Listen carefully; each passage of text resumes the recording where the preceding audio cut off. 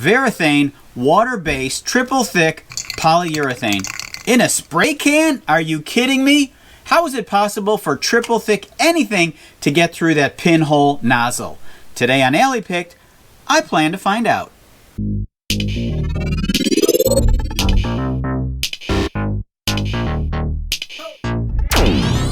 I'm going to test this stuff in several different ways. The first way is for me to apply it to this board and then make some observations. So I've got here a piece of mahogany wood. This side has one coat of shellac and one coat of brush-on oil-based polyurethane. I'm very familiar with this method. I'm going to compare it to this side, which I just have one coat of shellac, and then I'm going to apply this spray. Even in my non-scientific way, I'm going to have a good idea whether this stuff is triple thick, or for that matter, if it's even an acceptable finish. For those of you who are now saying, you're comparing a spray to a brush, and that's not a fair comparison. I agree, but for the first test, I just wanted to see how a spray that calls itself triple thick compares to a traditional brush-on oil-based polyurethane. The results are in for test number 1. The side that I used the triple thick poly on compared to one coat of brush-on, triple thick is nowhere nearly in comparison to the brush-on poly. This is much thicker and much smoother. This still feels a little bit grainy. But what does triple thick mean anyway? Triple thick compared to what? The only thing I could think of is compared to regular spray. So let's test that right now.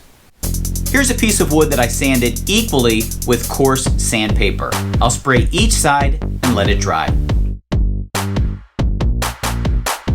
Triple thick spray on this side and regular spray on this side. I tried to apply it in equal amounts. I applied enough spray on the whole surface until it was even and had a shine. Now that it's dried, very little difference between the two. If anything, the triple thick side is a little bit rougher than the other side. For most furniture finishes, 3 coats of a brush-on poly is sufficient. But for the sprays, you always need more. However, the results so far are not looking too good for the triple thick polyurethane spray.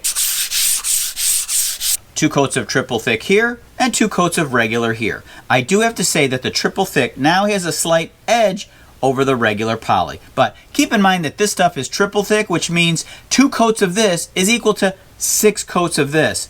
And that's just not the case. Neither one of these are yet what I would call a complete finish. I still need to give it at least one more coat. Let's do that and see what it looks like. Varathane's triple thick polyurethane. Let's recap. No pun intended. Anyway, after 1 coat, there was no noticeable difference. After 2 coats, triple thick pulled ahead slightly. After 3 coats, triple thick was still in the lead. Then I applied a 4th coat of the regular polyurethane.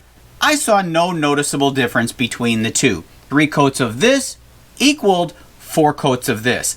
I even tried my micrometer, which measures thousandths of an inch, but due to the slight variations in the wood thickness, I was not able to make a determination. But I was wondering, let's say that this product actually works. It's triple thick.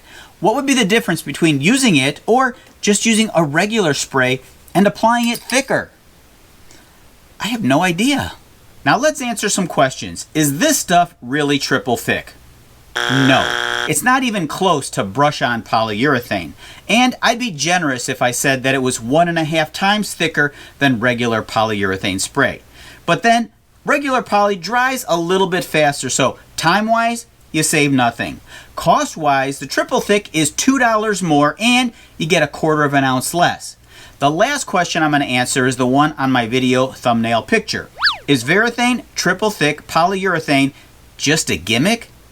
Of course it is. It's intended to attract business without any real benefit. That's my opinion, and I'm always right. Just ask my wife. Okay, don't ask my wife.